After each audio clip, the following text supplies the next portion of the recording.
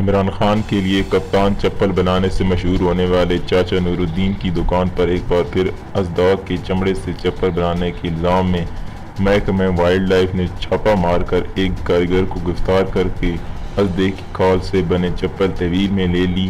دکان کے مالک چاچا نور الدین فرار ہونے میں کامیاب ہو گیا۔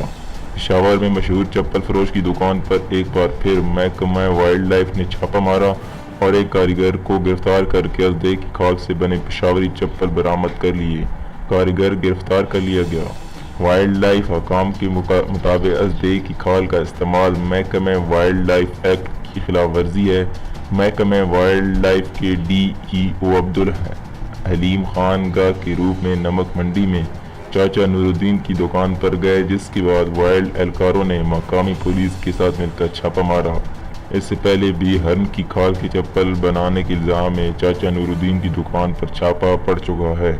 چاچا نور الدین نے عمران خان کے لیے اژدھے کی کھال کے چپل بنانے کا اعلان کیا تھا۔